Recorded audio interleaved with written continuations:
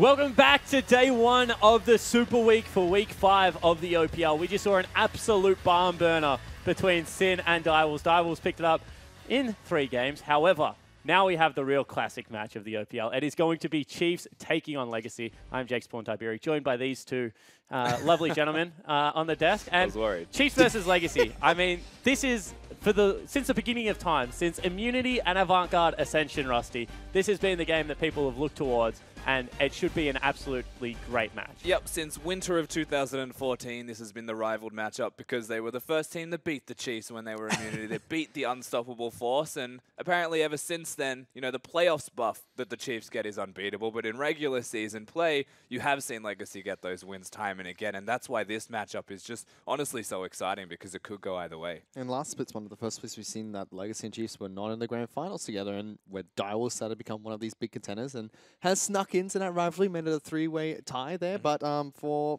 this is still the big match. It's still Chiefs versus Legacy. Yeah, and I mean, this is such an exciting one because we have two of arguably the best coaches in the league. It's going to be Jish going up against Soul Strikes. And I want to talk about this because Soul Strikes, they say he gets a lot of his knowledge from the ability to speak fluent Korean and be able to tap into that scene deeper than any other Western coach can do. At the same time, Jish, you know, had a stint over with the Immortals in the North American LCS, brought back so much knowledge with him. 2 of these teams playing behind terrific coaches. Yeah, absolutely. The battle of the big brains in the background is ultimately what this set does become. You look at the Chiefs, you look at their performance, and then you highlight the difference between when Jish is there and when Jish isn't. I mean, he's got to be a big proponent for the team's success ultimately. And Soul Strikes, I've only heard good things about what the LCK casters in Korean say because they're all ex-pro players. Their insight, their knowledge is invaluable. And Soul Strikes, being able to tap into that whole region, you'd say is almost unparalleled in what information he gets. Yeah, I mean, just one season without the Chiefs, and it's the only split where they don't go into the grand finals. They finish 4th after that. Now he's coming back and looking to try and redeem the Chiefs, make sure they can make it all the way to the finals. I know another coach that did that. I don't know any other coaches that have done that to the Chiefs. I personally don't know of. But for Soul Strikes, a lot of people were questioning his drafts and saying that, you know, he was relying a lot on the pocket picks that his bottom lane and a couple of other players had, like Carbon when he was playing Nunu quite a bit. So I'm curious to see if he's able to adapt in this patch because a lot of things have changed. If he can adapt really well, it can show that he's one of the world-class coaches. Mate, you're the analyst. You're supposed to answer the questions, not ask the question. Can Carbon and can I don't belong on this desk. adapt? That is a big question. And what does Soul Strikes give them going up against Spooks and Ejim, who are both playing at the top of their game at the moment, to try and shut that down? I mean, I had a brief conversation with Carbon yesterday before today's games, and we were talking about the new patch, just kind of getting his opinion on it. And the one thing that he said to me that stuck is, it's a shame Nunu's getting nerfed at the same time. Like, absolutely, Carbon. So you're going to play something that isn't Nunu, because you'd want to hope so. And yes, Soul Strikes needs to tell him to play these things. At the same time, Cupcake and Carbon need to say yes to play these things, because ultimately you've got to trust your big brain on a new patch, on a new meta like this that starts to forge itself. And then again, we saw last week, Carbon didn't even pick up Nunu when it was not banned out against Legacy, and they were able to pick up their first 2-0 of this split. So it looks like they are listening to Soul Strikes more, and it looks like he is providing these tools for the team. All right, cool. And whilst these two squads both have fantastic coaches, they also have really strong captains on their side. On the side of Legacy, you've got Carbon. He's their owner, he's their captain, he's pretty much everything. He's the heart and soul of Legacy, if I'm going to be honest. And then on the other side of the field, you've got Swiffer, arguably the most dominant player in OPL history, Oceanic history. I mean, he was around even before the OPL started. I mean, it is just so unique what these two different people bring to their squads. Yeah, one may be the heart and soul, but Swiffer is a crucial piece of a puzzle that has multiple parts to it, and that is all of the Chiefs roster. You've got your duo between the jungle and mid. You've got Swiper that's been there pretty much since its inception, as well as these two. And Ejim has been around for so long now that it's just a crucial part of this team. And ultimately, Swiffer's role is important, but it's nowhere near as important as Carbon's. He's been on form as well. Swiffer has only, I would say, not had a bad game this whole split. Maybe a little bit shaky against the Direwolves in their first match here, but that's against the best team in Oceania at the moment. Whereas Carbon, you know, he has had a couple of shaky games, so curious to see how that pans out. And, you know, I don't like bringing up solo queue all that much in professional play, but both of these players right now are towards the top of that ladder. Carbon is grinding his absolute backside off. He's trying to find some form. Swiffer was rank 1 for the whole week until this morning, I believe. Tally's up there at the moment as well. A lot of these players have found a new level going into these games, and it just comes out in their play. Claire last week, absolutely monstrous now going against Swiffer. How do we break down this mid lane matchup? It's really hard to say that one has the outright advantage as well when you look at them, which is curious to me. Claire can play the Assassins, can play the Control Mages. Swiffer, he can play literally any champion except for that Galio until now, where he's a very good Galio. And I guess the difference between them for me, and you can challenge this if it's incorrect, Swiffer takes a long time to learn a new champion. If he doesn't like that champion, Claire will learn a new champion quickly and will smash people with it. Swiffer is one of the few players in professional League of Legends that really needs to play like 50 to 100 games of a champion before he's truly mastered it. Happened with Galio, happened previously with Yasuo. It was an absolute, he was a disaster on the champion. But at the same time, you know, Claire, he is certainly very good at picking them up. He certainly is. Claire's been very solid in the mid lane. We've seen outstanding performances from him for Legacy, not only in lane, but in team fights as well. The big difference for me between the two is they're both phenomenal mid laners. They can go toe-to-toe one-on-one, no problem.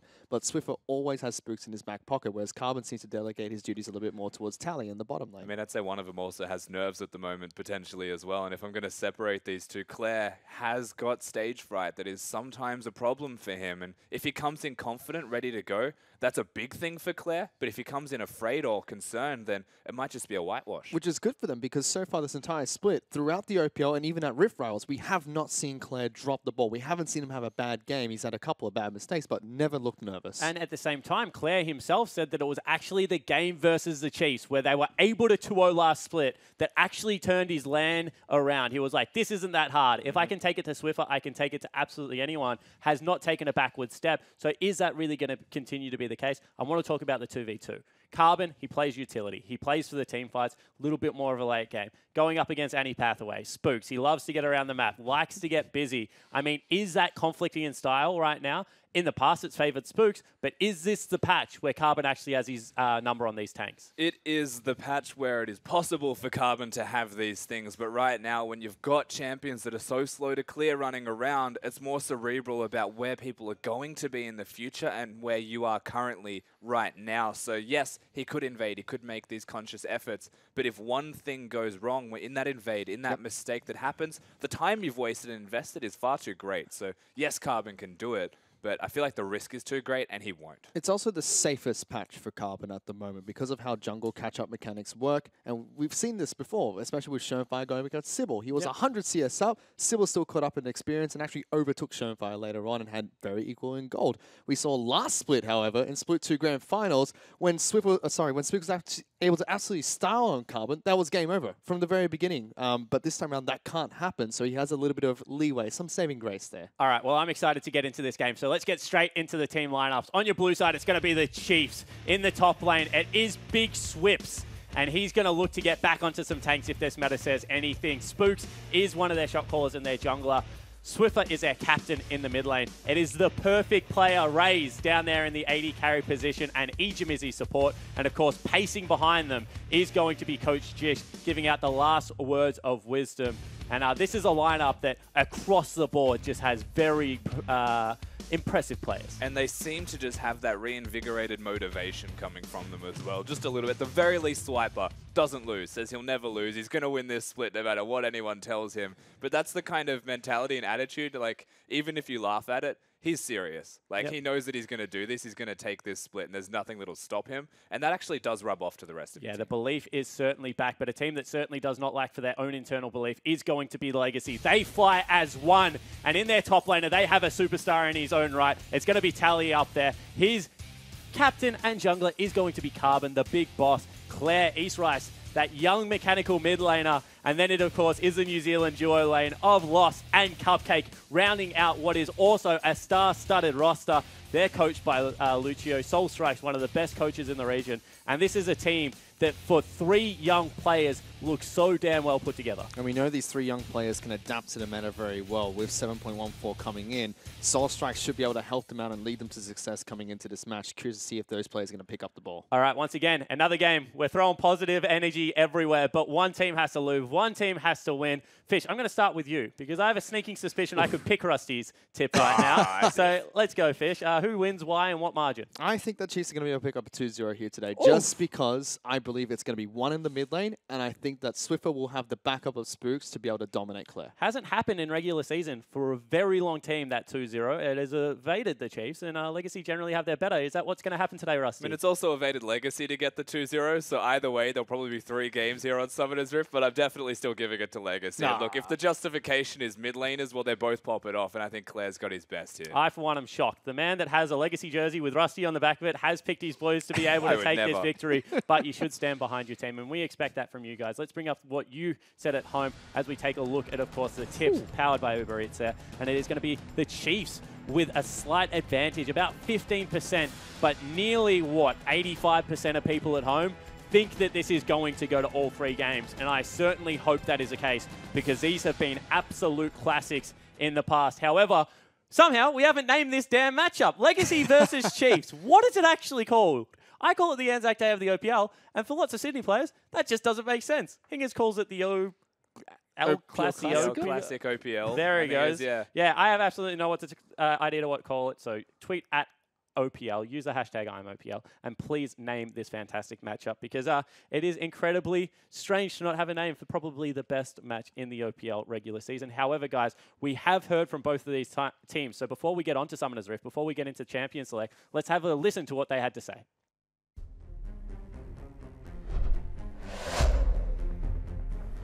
Legacy Chiefs rivalry nowadays is it's definitely not the same as what it was. Having a third really good team now in the Direwolves makes kind of takes a sting out of the rivalry a little bit. I still definitely want to see them lose, but it's not in the same way that it used to be. Versing Legacy, I guess, is just like you're versing almost your best friends and rivals. So like our history has been so long and there's been countless stories of like who wins from each side.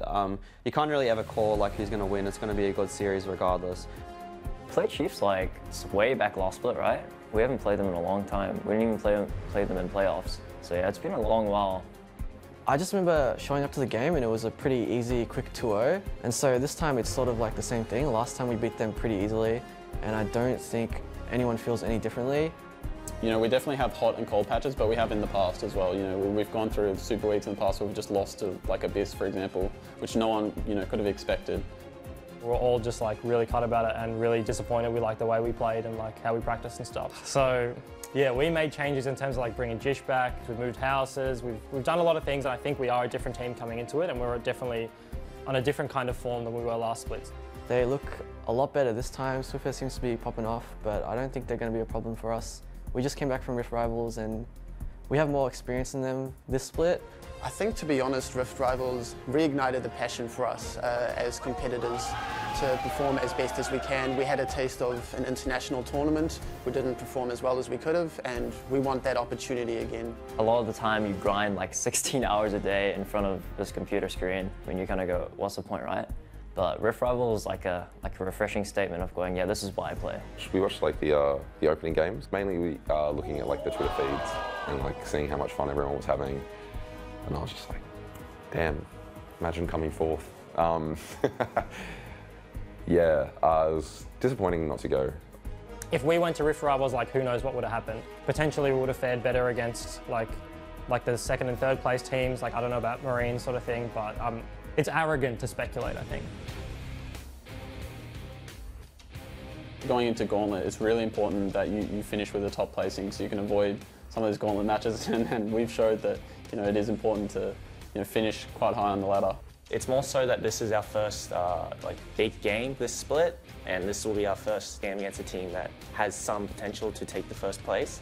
I guess there is that little bit of extra weight, knowing that if we win this week 2-0, that 3 points is going to be probably the most valuable of the split. I'm looking at week 6 Super Week as I guess a redemption for how badly I played last split, and I'm actually looking to 6-0 both Super Weeks. I think the Chiefs deserve another split before we start commenting on whether or not the Chiefs are going to fall off. They did have one rough split, but their long-time coach wasn't there, and after 3 years at the top, eventually you're going to lose. We're always excited to verse Legacy. We put in a lot of a time of effort studying them and getting ready to be our best when we play against them. I see Chiefs as like a benchmark. If we're not beating them, then we have to kind of reevaluate things, and yeah, I see them struggling to maintain their relevance.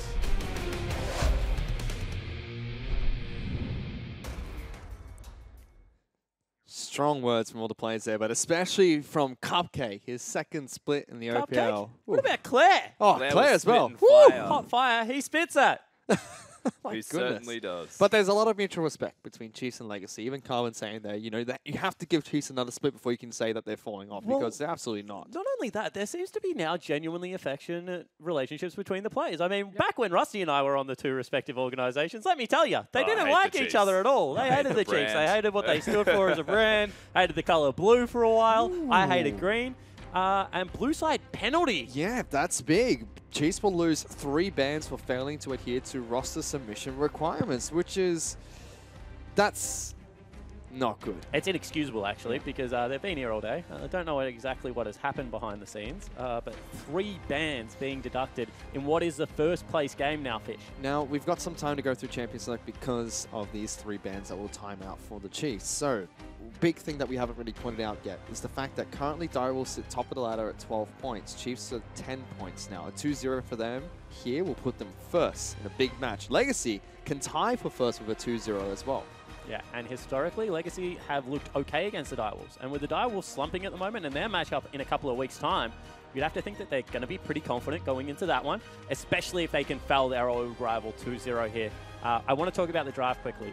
I think that one of these bans must be Jace. Yep. The Chiefs play it in multiple positions, and it seems to be the strongest champion on the current patch, and I think this means we're going to actually see the lethality mid laners potentially rear their head. I think we're just going to see lethality everywhere based off Legacy's current bans. Getting rid of the Galio, Zach's available, Jace needs to be addressed, and the question for me is, Legacy, they've got 1 more, Chiefs have nothing. What is the highest priority single remaining champion that they want to remove? And I do believe it's that Jace, like you mentioned, Spawn, but we're about to find out what Soul Strikes wants. And we've already put so much pressure on the coaches. Now, Jish has to work with no bans. Soul Strikes has to plan out a draft phase where he can get powerful picks for his team without any big picks being banned out by the Chiefs. Ooh, I have to do it. I'm Hingers today. Jish, fresh new haircut, liking the look, you know, very shaved, clean sides. Looking pretty good there, plain white shirt. I dig it. He's taken a page out of the Atlas book there.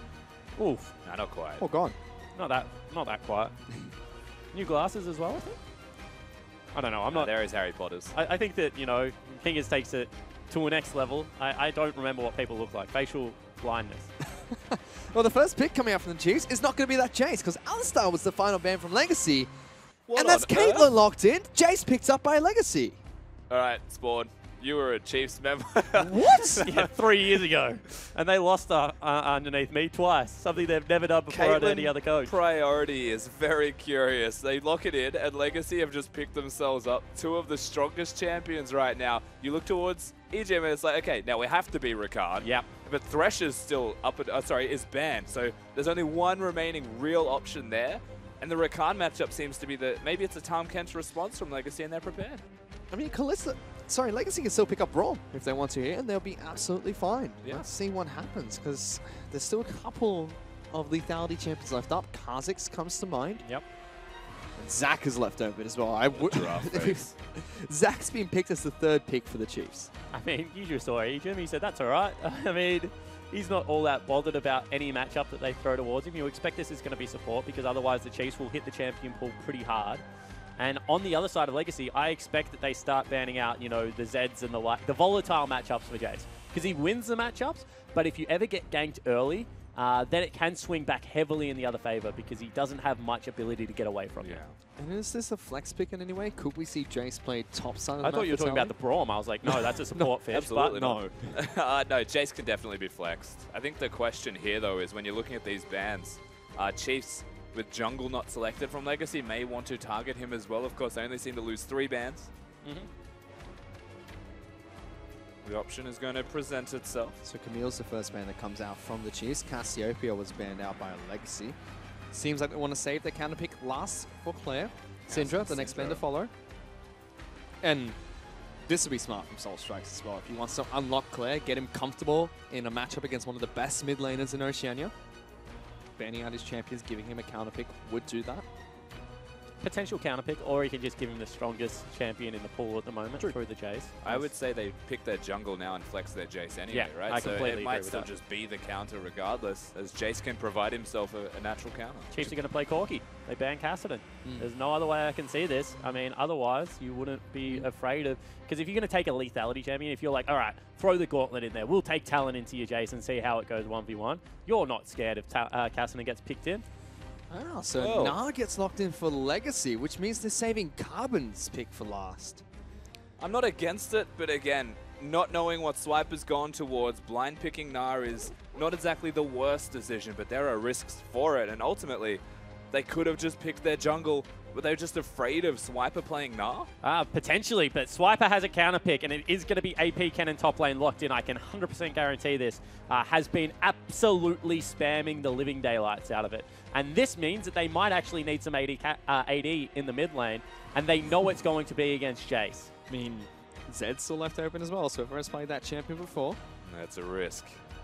Let's see what he decides to go for. So far, interesting drafts coming out from these Talia. two teams. Talia could be picked up here to go in against the Jace.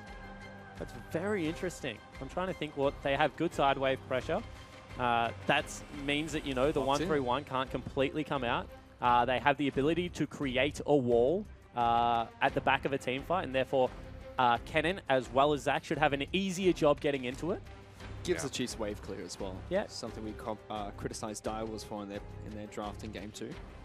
Final pick for Legacy is Gragas, so Carbon takes that to the Rift. We've already seen Dockler interrupt so many jump-ins from Zach on this champion already. I think that it is a good pick in the current meta. Stops that big gap closer. Yeah, look, I'm okay with the Gragas. I can see some merit in it. It's a good pick into the Zac as well. We saw that from Juves and from Dockler, I believe, in particular. Being able to body slam out of the elastic slingshot, prevent some engages is nice. Yep. Similar to what the old Trundle support used to do to Zacs whenever we saw it picked.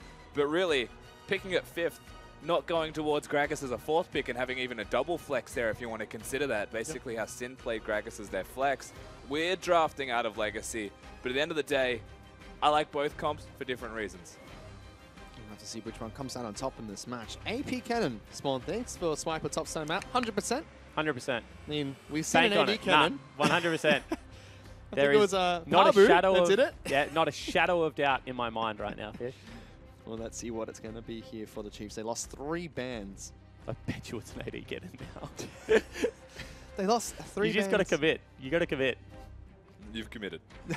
I mean, it's not that bad for Chiefs. 3 bans, but they still get Zach, Caitlyn, Rakan, 3 of the strongest picks in the current meta. Yeah, but that's the concern with having 3 bans gone from Legacy and being on blue side if you're Chiefs is that they're going to get a good first pick. Yep. And then Legacy have to respond with either the counter or taking away good picks of their own, but there's just too many available because there's 3 bans missing. So yeah, they got a great composition. So do Legacy, and I'd say in part Legacy have decent answers to their opponent. Braum's usually quite good into the Caitlyn. The AP Cannon will be able to get in the backline though very successfully, and that's the concern if it's AP. Click on Cannon. Can I just see? Yeah, he's got 11 AP. He's got 11 AP. Did start with a Doran's Blade, but we used to see that from AP Cannons anyway. Nah, he's got 11 APs. He's got to commit. You don't go halfway. That is more than natural talent. That's all I'm saying. It's not a full Quint page though. Certainly not. What is this tweet? Legacies. Yeah, that's going to be the name. That's the name of our... I refuse to call it that. Legacies. It's like Welcome a celebrity to couple Legacies. right now, isn't it? Yeah. Chigassi. Chigassi. I would prefer that over Legacies. Legacies? Maybe it's Legachis. We're Chefs. fancy. Lega Chefs? Oh, goodness sake. Going a little bit too far here. Tree Chefs. We'll just go very literal. Oh, boy. What about the Legacy Rowing Club? You know what? I'd be okay with that. As a Chiefs Rowing Club former member. Legacy, however, in this push, decide they want to take free poke. Claire's going to have to go back to base that up, but he's just fine. It's too late. He can't go back to base. He's going to have to use a potion. Yep. And he's going to have to stay here, 1 potion down. Thankfully, of course, having the longsword means he'll have 3, but he's against a Talia that will be able to push him in quite severely if he doesn't start fighting and trading his health. Spooks is going to get an extended leash as well, so Raze and Ejim will work on this red buff. Shift it down for him. Very nice of the duo lane. I mean, they stuck around for an incredibly long time. I'm not sure I would have given Spooks that much of a leash. They've completely lost control over that bottom wave now, Fish. That's massive leads from Spook, so let's see what he can do with it. They are going to lose a couple of minions in this lane, and they're going to be pushed back heavily, as you mentioned, by Lost and Cupcake. Already lost experience for one, and they're going to lose the shove, which when you have a ranged support is quite detrimental. Yeah, and kind of funny that Spooks didn't even complete the level 2 from his Raptor clear. So I'd just say it's almost far too generous from the side of the Chiefs to empower their Zac. But that's the name of the game when you've got a Zac in the jungle. You want him to have early presence, you give him that super leash. You try and set him up to get through what is a really rough early clear. And he's potentially done the nice thing here. He's gone to his Krug camp and can look for that level 3 clear camp on the bottom lane. We'll see whether he actually goes for it. Have to keep tabs on that. Surfer's also making his way into the river, chucking a couple of wards down. Cupcake, though. He's going to look for the red buff, I guess. No, Puts yeah, a ward that over makes at the sense. Krug camp, so that spots him out. But Lost gets bullied out pretty hard for that. And Takes a now bit of he's damage. just going to walk around. I mean, I don't think Spooks is going to mind all that much. The one positive there, I believe, is that Cupcake took the explosive plan out of the equation. The gank will still come through the river, though, if the vision allows it, and Carbon's on the opposite side of the map. So ultimately, Spook still has his way in, still has the edge, because no blue buff done by Carbon as a Gragas. Not okay. And he knows that if he hasn't done blue buff at this stage, and Gragas is quite a quick clearer, he's going to have no mana and he's going to have to shop. So you can see that Carbon goes back, he refreshes that refillable, grabs the other jungle item, and now we'll head towards the other side of the jungle. And Spooks gives the hard punish there, takes the buff away. You can see that Spooks almost didn't even expect it. He put down the ward and blue buff and immediately walked away, said, hang on, there's a blue for me to take here. The positive is that he hasn't found Gragas. Gragas still invisible. There's no wards on the opposite side of the map for the Chiefs. And so whilst he's assumed that Gragas, you know, with this blue buff being available, isn't bottom, he doesn't know that Gragas is bottom until now, and he could have been in his opposing blue. But really, you look at this and you say, well, 3 buffs start. Pretty good for Spooks. Also gets the earlier Tracker's Knife at this stage, which means that the vision control should be better for the Chiefs. He's going to move back towards top side of the map. Let's see what he decides to do. Swiper, however, top side, doing absolutely fine against Tally, but Tally will be able to equalize the CS lead here. Takes quite a bit of damage from Swiper underneath that turret. Not looking good. And these two players, I mean, historically have had some great matchups against each other, but did form a little bit of that top laners coalition that they spoke about a lot in split number 1. They're in apparently, you know, a private group with each other. They talk a lot, and you can see that a lot of respect giving on either side of the matchup. Carbon now in behind Raisin Egypt on a control ward. Yeah, he's going to look for this gang. Here we go. Step up, could be coming. There you go. It's Body Slam Flash immediately. Raids will use the 90 caliber net and gets away without using any summoner spells. Ejim jumps back to him. Good return damage coming out from the Chiefs bottom lane duo. That's a poor gank from Carbon. That is a atrocious gank from Carbon. Truth to tell. Clear mid.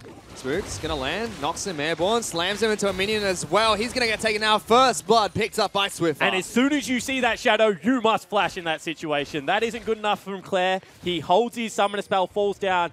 Big creep wave going to hit the turret. He does not have TP. And that is going to be Swiffer with a massive early game lead. Yeah, and easy as you'd like as well. Chiefs just play standard League of Legends, reacting to what Legacy are doing, and what Legacy are doing isn't ideal by any means. The gank bottom should not have been a flash. They should not have done that at all. And when you go forwards as a Braum into a Rakan matchup, it's impossible to commit to the 4 autos onto a Rakan. He'll get away from the stun.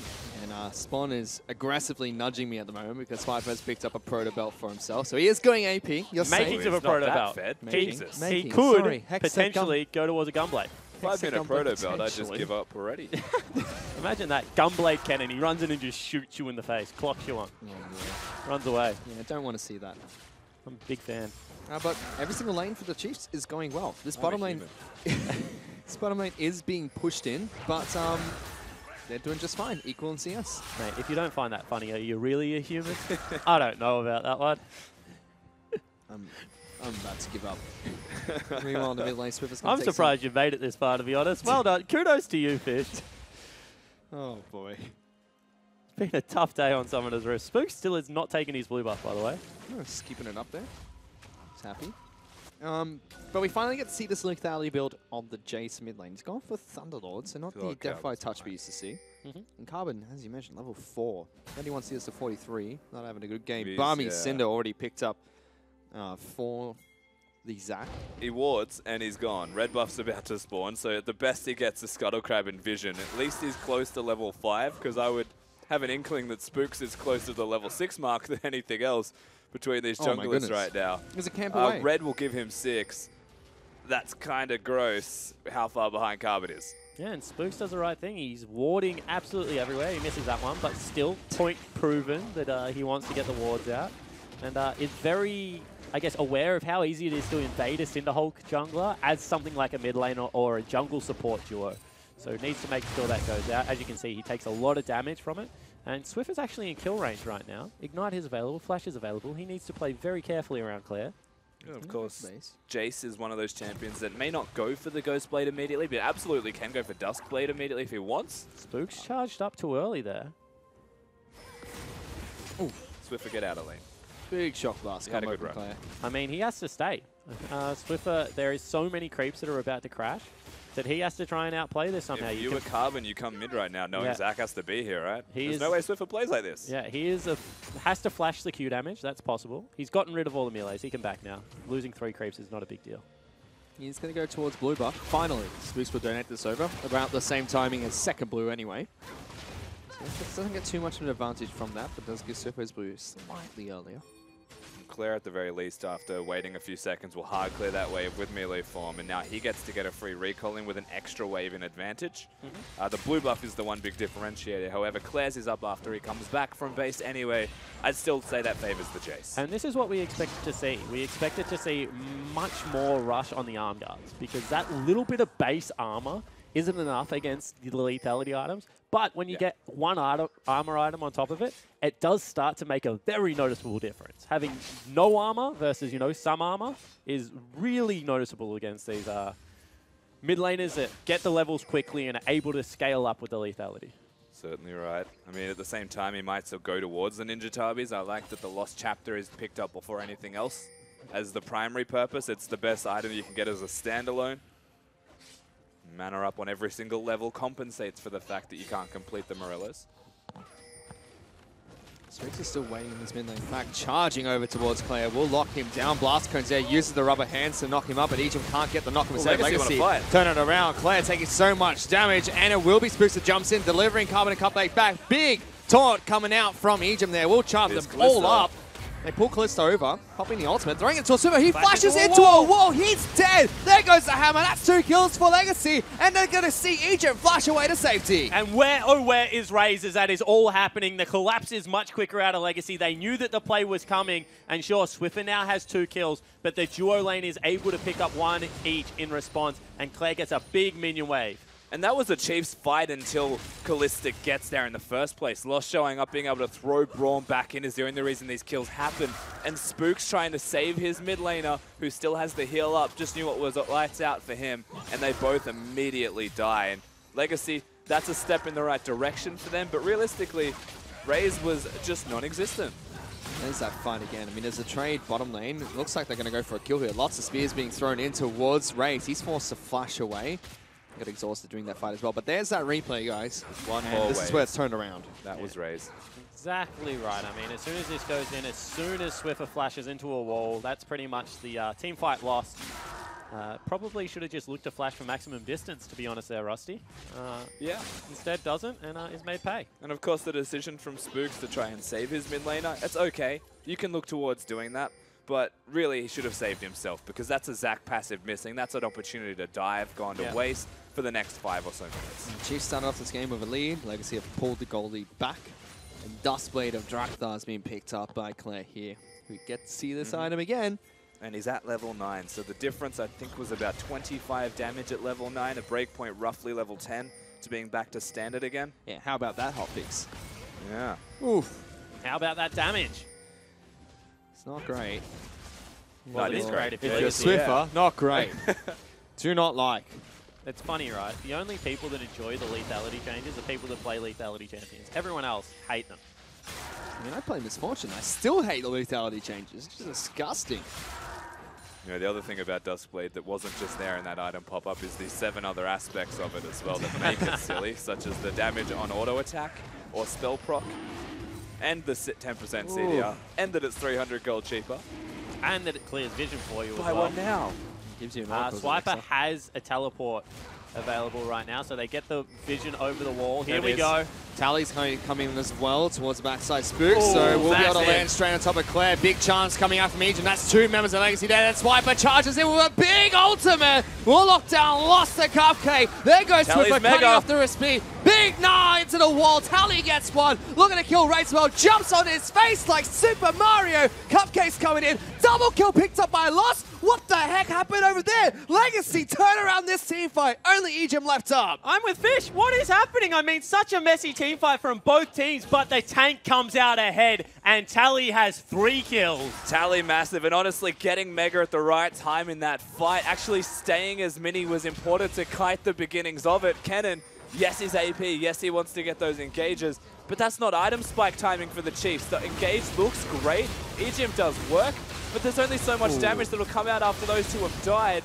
And Swiper doesn't have his proto belt. Swiffer thinks he can backline, ends up going down. That was the mistake that cost the team fight. Swiffer going into that backline means there's no damage to help out Raze, clean out Tally, who is absolutely massive, both in Gnar form as well as the damage that he's putting And out. that's communication from the Chiefs there. Knowing that he's about to hit Mega, the call should be to kite back and prevent the Mega Gnar from connecting, but Swiffer goes forwards as it hits. Oh, Swiffer's been caught out here as well. He's going to fall. Claire gets another kill for himself. Yeah, you can see the Cupcake was only a step behind, so the Chiefs starting to fall apart through that mid lane.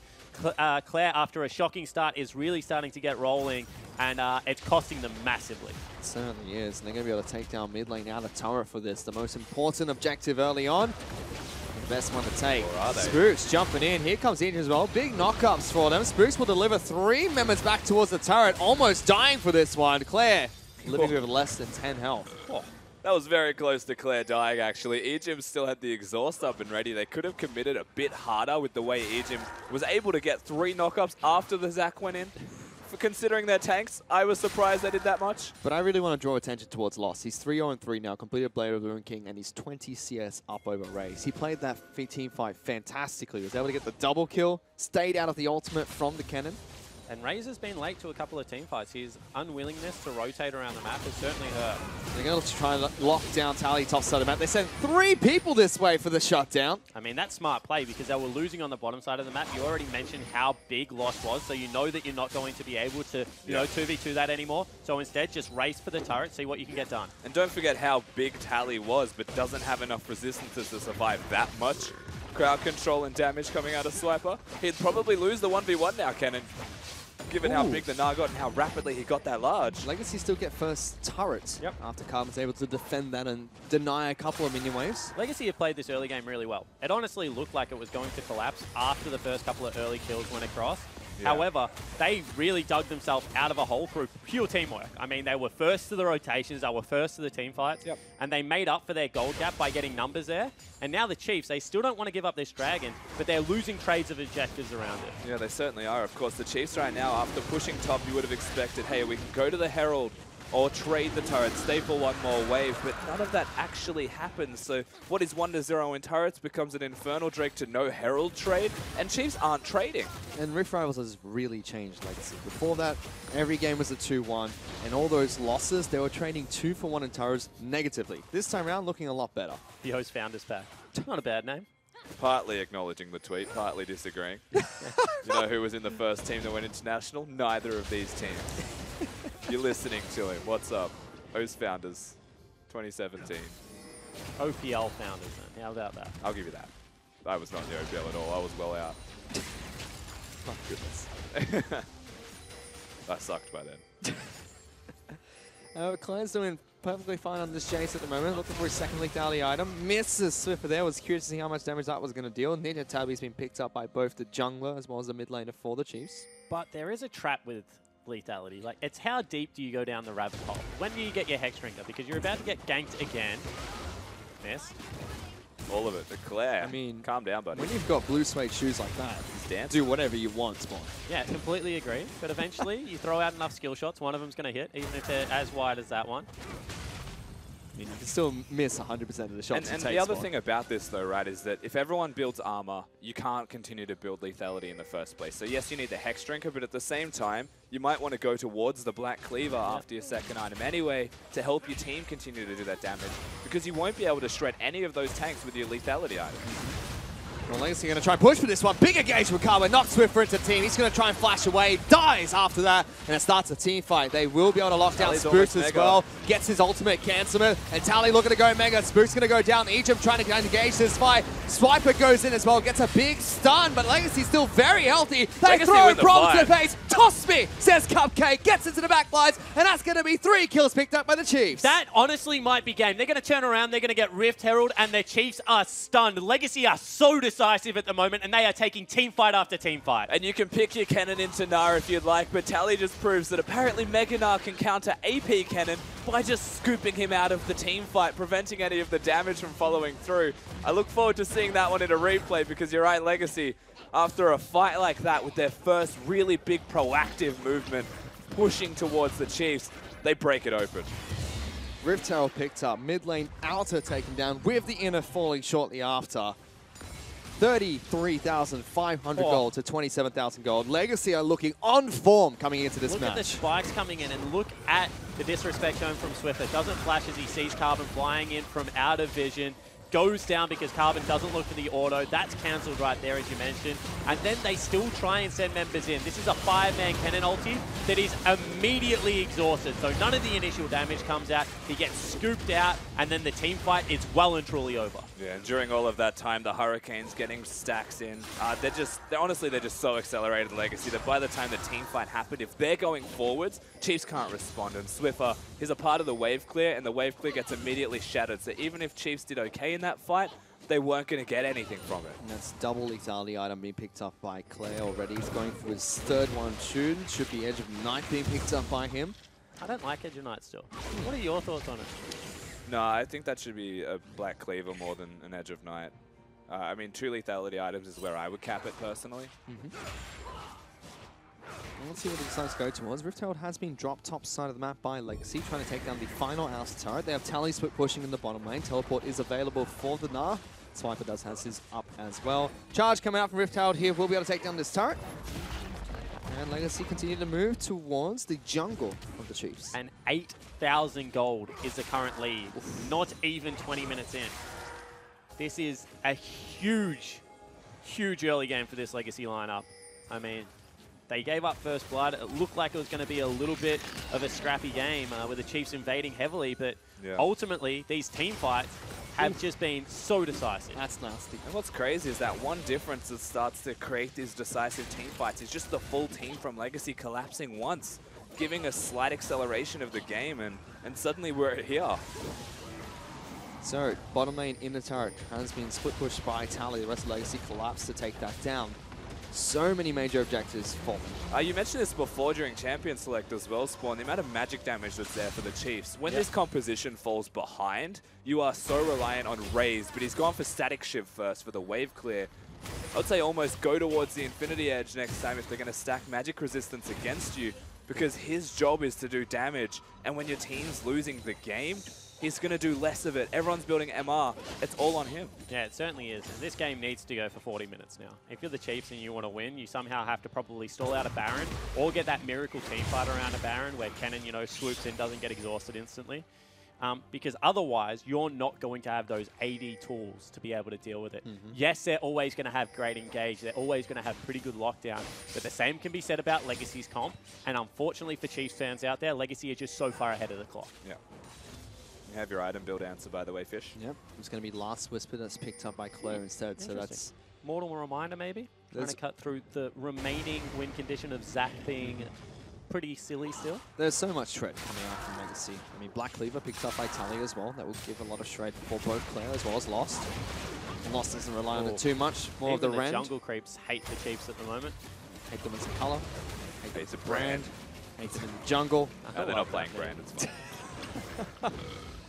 Legacy, meanwhile, moved towards the next Elemental Dragon, and they have been kind to them this game as 2 Infernal Dragons spawn. I mean, this is you get rewarded by the OPL gods when you play very clean League of Legends, and Legacy have done just that this game, and the map is on their side. Yeah, good old Riot Benji giving us 3 Infernal spawns. No, it's last one's going to be a mountain there. Benji a god. Well, he controls how the dragons spawn, right? That's his job. I'm sure Certainly does not. That is.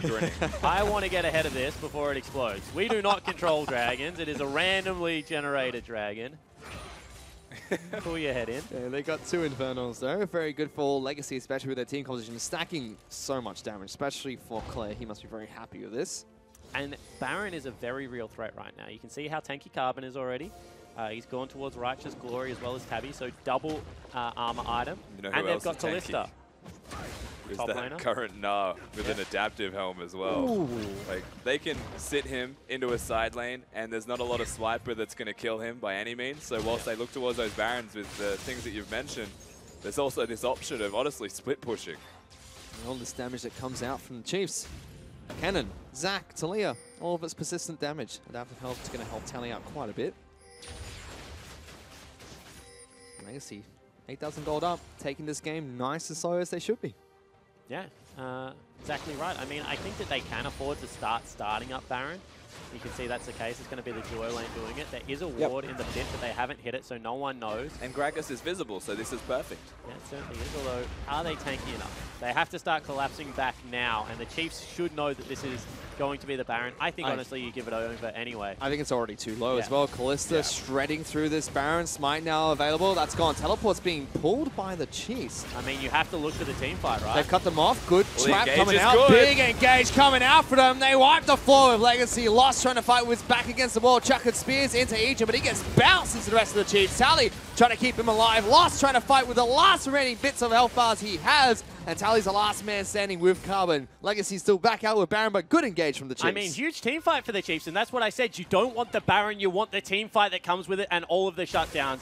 They do get 3 members. They clean up 1, so still a 1 trade for the Legacy esports crew. And Tally having one of the Barons is an absolutely huge factor. It's big for them, but ultimately Legacy didn't need to take that fight either. They had their flashes up and available. You can have Callista spear her way out of the pit. Gragas can flash over. Braum can jump to the ball, and Legacy disengage. But they don't choose to take that. They choose to teleport and fight. And the well, hang on. Tally. He wants to kill Swiffer. He might still. Oh, Boomerang wow. connects!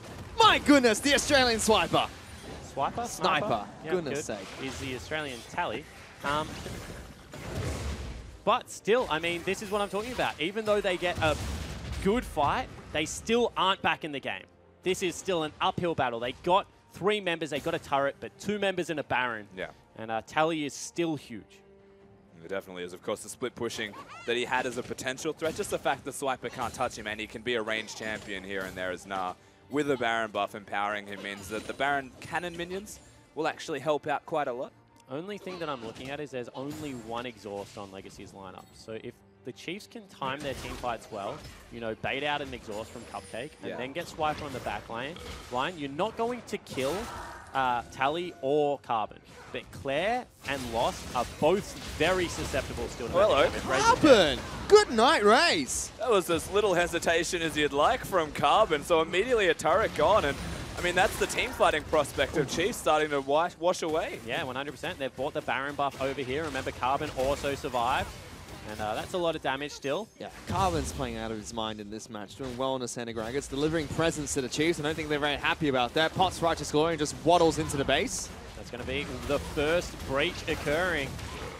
There's minions bottom lane for Legacy, but they currently have Tally split pushing in the mid lane. In fact, he's going to get engaged upon by Spooks here. He just hops away, and the rest of Legacy looking to collapse. Well, they're fighting. There they go. They throw out Braum. Cupcake will tag out EJ, who gets destroyed by Claire just through auto attacks alone. And Tally pushes away Swiffer as well as Spooks. Swiffer's going to throw out the wall, trying to cut them off, but Legacy, they found their home, and it's in the base of the Chiefs. Exactly right. Who's stuck in there with who? I mean, right now, Legacy, they just don't give a damn about the Chiefs. And they walk in, they take double inhibitors at only 25 minutes into the game. It's a 12,000 gold lead, and the Chiefs look stunned. They certainly do, of course. All of it starting from Raze being caught out of position, trying to defend the wave, clear it with his static shiv, but the immediate engage thwarts that. And you're at the Talia wall, not on time. Chiefs, they're caught under their turret, and a lot of this for me is the smart movements of Tally. He doesn't stay bottom and teleport to the fight. He walks mid, corrals in the Baron-empowered minions, and sets it up for Legacy to knock it down secondly. And now he has a Gargoyle Stone play. And you know, normally when you're ahead, you get to buy a free defensive item. At the moment, Legacy is so far ahead, they've got a free defensive item on their AD carry, and they've pretty much got a completed item on top of that. They're just absolutely massive, Rusty. It's pretty much too big, I think. 12,000 gold is the advantage that Legacy currently have. over the team that desperately needed a 2-0 today to try and go to first place over the Direwolves after they've had back-to-back 2-1s against teams that are in the middle of the pack. This game against Legacy is crucial. Legacy as well. They want to propel themselves to first place if they can 2-0 the Chiefs. And Legacy just seem to have them downloaded at the moment. They seem to be playing the same kind of game. They're rotating around Summoner's Rift. They're looking for those advantages, and they're doing it better. We have to wonder if some of this comes down to the 3 bans that were missing from the Chiefs. Having a Jace existing on Summoner's Rift is a large problem, but they're able to make this work. Corki is similar in how he's able to auto-attack, work with a Braum, so the composition can be recycled. It does just feel like Legacy, honestly, are playing a little bit better. Let's see what the next step for them is going to be. Probably this bottom lane inhibitor turret, the last one standing. Claire's just going to keep doing this. And if you're the Chiefs, it's just so difficult to fight against the Jace. The poke that comes out, they're standing so far back. Carbon wants to go with a bit engaged going out. Spirit's looking for a big knockback coming in. Swiper gets a good ultimate down. They kill. Lost to kick off the fight. And Claire, he's going to follow shortly after. Tally, though, 1-on-1 against Raze. Will gnaw him into the Nexus. And it's still a 2-for-2 trade. Bottom lane for the Chiefs. Carries for Legacy. But equal trade still with the base in trouble. Yeah, exactly right. That's what I was going to say. You can't have an equal trade when your Nexus turrets are under fire, and Swiffer now is probably dead. Oh, he's trying to back away from this one. Gets a good double shove backwards, but Carbon wants to slow him down. Throws his presence into the walls of Summoner's Rift. Atali continuing to get slow after slow. Boomerang after boomerang. Will hop away again as Swiffer finally gets taken down by Legacy. I actually disagree really hard with what Legacy just did. They had double super creep waves on Nexus turrets. Yeah. And Tally is absolutely huge at the moment. They could have won the game right then and there. Instead, they chase out Swiffer, and I understand a little bit of this is a best of 3 and you have to break the mental.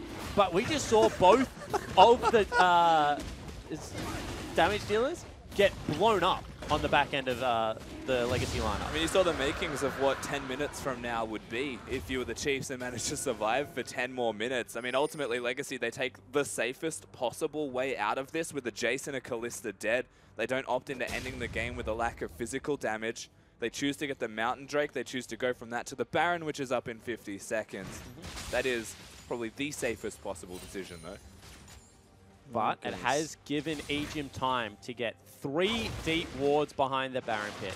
The inhibs are going to come back available, and the Chiefs have got items. I mean, Zhonya's Hourglass picked up. They're going towards Void Staff now on the mid laner Talia.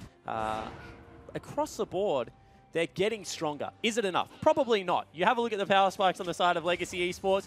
They're massive. They're absolutely huge. Raze, you don't want to be there, buddy. Swiffer going to throw out the wall. Tally just narrowly misses that boomerang. Raze gets back to safety. Egypt's still behind him. has the biggest flank of all time if they go in here and funnel, but I don't think he wants it. He also has the biggest I'm a dead Rakan if they check this bush of all time. Yeah, he's got his fingers crossed and his eyes closed. And his W button ready.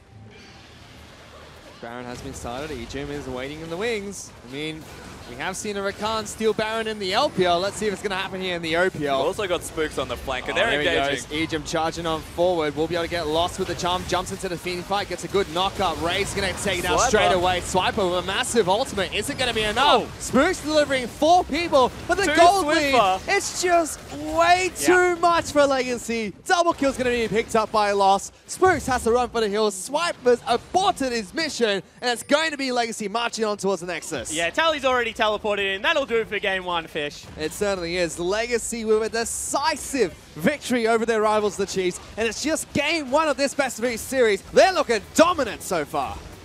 It was a very strong performance coming out of the Legacy roster for a game number 1, and that's the momentum where you ask the questions of Claire. Maybe he's having a shaky start. Well, that can be thrown out the window.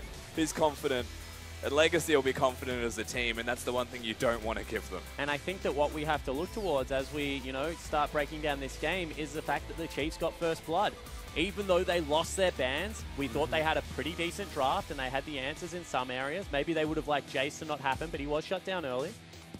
So this is a dominating performance from Legacy. Yeah, I mean, they controlled early through the mid lane, and then they had a Zac as well. So I was looking at this and saying, well, absolutely, like, the Chiefs are scaling into this game. Their mid-game team fighting, it's absurd, honestly, if they could make it connect. And for me, the craziest part is that team fight does happen, But the reason that it goes so well for Legacy and not for the Chiefs is much more fundamental than anything else. It's not to do with draft. Yeah, I mean, we saw that final team fight. If Chiefs were even in gold, that would have been an ace, clear cut. Swiper got a 5-man ultimate. Spruce got a 4-man ultimate as well. Swiffer was in good position, but the goalie was just way too large to the Legacy, and that just came down to the early game macro play. Yeah, I mean, what they were looking for was that big cannon engage, and you're right, there was no exhaust. It was a 5-man cannon ultimate, but Tally up in there in the top lane had a very good team fight, and that put him ahead. It meant the Nah snowballed. Absolutely. Gets the 3 kills, pretty much unbeatable at that point, and if Cannon's picked as a response to the Nah, then you need to at least be able to control your lane just that little bit more. And yeah, it might be a better team fighting option going for the AP cannon, not the AD cannon. Much more about getting the ultimate off and connecting with everyone. But Nah also does that. And when Nah's 3-0, he now controls the lane and controls the team fight and zones everybody because he's a tank, where Swiper then has to all in commit to this, someone that is fed. Yeah, I mean, for those watching at home, sorry to cut you off, Fish, the matchup actually goes the opposite way. If Nah doesn't get those 3 kills, Cannon is the hard counter to laning Nah, especially when he's AP. And that's what I was going to touch on. I mean, the early laning phase, Swiper was going to be up about 20 CS. It was that one teleport from Tally that got him the kills, that propelled him ahead. Without that, he wouldn't be as snowballed as he was. All right, cool. And now what does this do for Legacy's confidence? We've already said it. They're the young players coming into this. Lost Cupcake and Claire. They're all in their first year of the OPL. I mean, that must feel great going in on a high. Yeah, for Legacy, their confidence will be through the roof now. I don't think it'll be too much type of confidence. They won't get cocky, but definitely confident. When you look at the Chiefs, I guess to contrast that, though, whilst Legacy will be confident, the Chiefs won't be down in the dumps by any means. They're an experienced roster. They might have some quarrels, some angers that they'll get out of the way, but they'll bounce back perfectly fine. I just think the only advantage that exists is that Legacy won. And on top of that, with their bands back going into the next game, Chiefs should have a little bit more of a morale boost. Know that Coach Jish will have more tools to work with during the draft and hopefully set them up for even more success. All right, cool. Last thing I want to hit on is the Spooks versus Carbon matchup, because in the past we have given it to Spooks, but this game, Carbon on Gragas, very decisive play, was the go button that led to so much of the Legacy success. The engage was the biggest thing here for Carbon, but realistically, when you watched the jungle pathing, you watched the early game, how it was mapped out by Spooks, you still give him the strong advantage in how that was played out. It was more that after the fights happened and you break out of standard pathing and laning, that Carbon was able to shine. Yeah, and he did exactly that. Every single team fight, he was the one going forward. He was the one calling the shots and making sure that he set his team up for success. There were so many flash body slams of just one team fights outright, and that was all from Carbon. So behind their captain, Legacy pick up a decisive Game 1 victory. But don't go anywhere, guys. On the other side of the break and these highlights, we are going to be back for Game 2 of Legacy versus the Chiefs. Knocks him airborne, slams him into a minion as well. He's going to get taken out first. Blood picked up by Swift. And so we'll be able to land straight on top of Claire. Big chance coming out from Egypt. That's 2 members of Legacy there. And Swiper charges in with a big ultimate. Will lock down, lost the Cupcake. There goes Swiffer cutting off the speed. Big 9 to the wall. Tally gets one. Looking to kill Racewell. Jumps on his face like Super Mario. Cupcake's coming in. Double kill picked up by Lost. What the heck happened over there? Legacy turn around this team fight. Swiper goes in as well. Gets a big stun, but Legacy's still very healthy. They throw Bronze to the face. Toss me, says Cupcake. Gets into the back lines, and that's going to be 3 kills picked up by the Chiefs. They've cut them off. Good trap coming out. Big engage coming out for them. They wipe the floor with Legacy. Lost trying to fight with back against the wall. Chucking spears into Egypt, but he gets bounced into the rest of the Chiefs. Tally trying to keep him alive. Lost trying to fight with the last remaining bits of health bars he has, and Tally's the last man standing. He wants to kill Swiffer. He might still. Boomerang connects. My goodness, the Australian Swiper. Spirit's looking for a big knockback coming in. Swiper gets a good ultimate down. They kill. Lost to kick off the fight. And Claire, he's going to follow shortly after. Tally, though, 1-on-1 against Raze. Will nair him into the Nexus. Raze going to take down straight away. Swiper with a massive ultimate. Is it going to be enough? Spirit's delivering 4 people, but the gold lead, it's just way too much for Legacy. Legacy with a decisive victory over their rivals, the Chiefs. And it's just Game 1 of this Best of 3 series. They're looking dominant so far.